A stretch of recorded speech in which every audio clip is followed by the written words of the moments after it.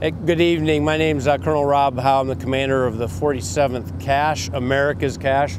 This is Sergeant Major Jason Holcomb, who is our Command Sergeant Major.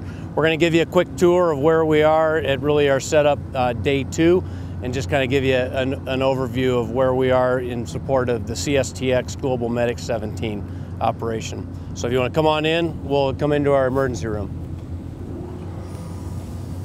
So just like any patient that arrives here on an emergency mission or otherwise, they would likely enter in on an urgent patient through our emergency medical section.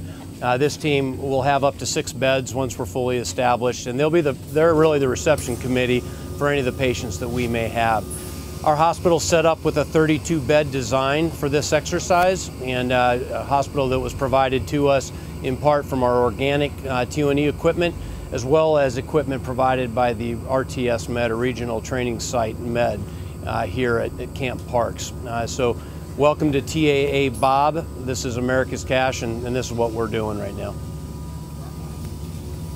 You know, one of the highlights of this exercise is the ability for us as an active duty unit out of Joint Base Lewis McChord to operate with our total force partners.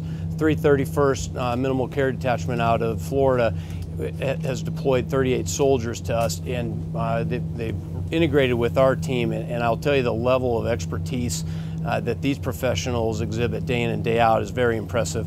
They get to do the clinical piece for their day jobs, where we often have to seek opportunities through Madigan Army Medical Center or other opportunities.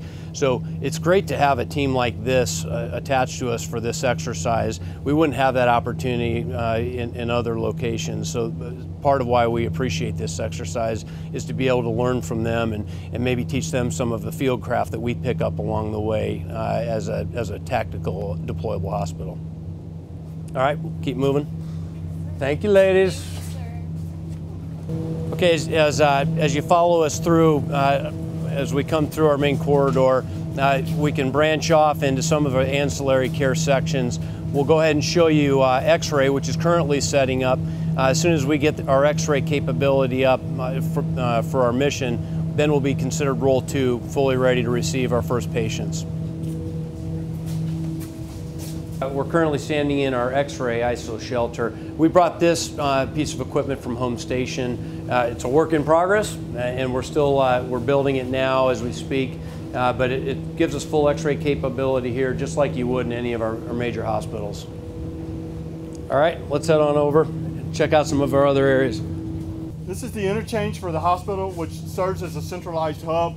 All of our ancillary services branch off of this tent here. Patient's darkest day, you could expect that they might end up back here in our operating room.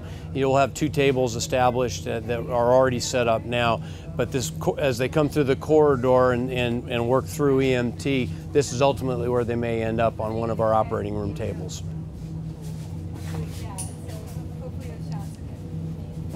Okay, we'll go ahead and enter into our operating room. This is Specialist Chavez. I'd like her to give you a quick rundown of what she does here. Specialist Chavez, I'm an OR tech here at the CASH, and my job is really just to assist the surgeon getting everything ready for surgery. In the room we have our 2 circulating nurses and our CRNA. And usually we would have the surgeons in this room, but they're not here right now. But my job is to get everything ready, prepare the sterile fields, and then assist the surgeon throughout the surgery. We have our CRNA who make sure our patient is alive, our circulating nurses who make everything possible as well.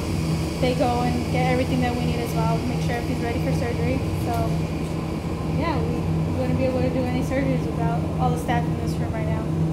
Great, thanks Chavez. Yes, okay, after the surgeries are complete, the patients will likely be delivered next to our intensive care unit. So I'll show you that next. We just entered our intensive care unit. This is a 12-bed capability for some of our more urgent patients and that are coming out of surgery or preparing. We have resuscitative capability here, but I'd like to introduce you to one of our nurses, Captain Vargo, who leads this section.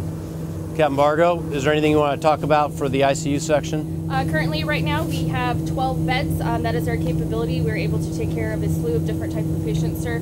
Currently, we do have our ventilators set up and our suction canisters along with our ProPaks. We also have emergency life-saving equipment here, and we have the ability to make a quick exit to the OR if needed. And through our MassCal as well, we have different routes that go through, but our capabilities, we are ready to go. Awesome. Thank you. Yes, sir.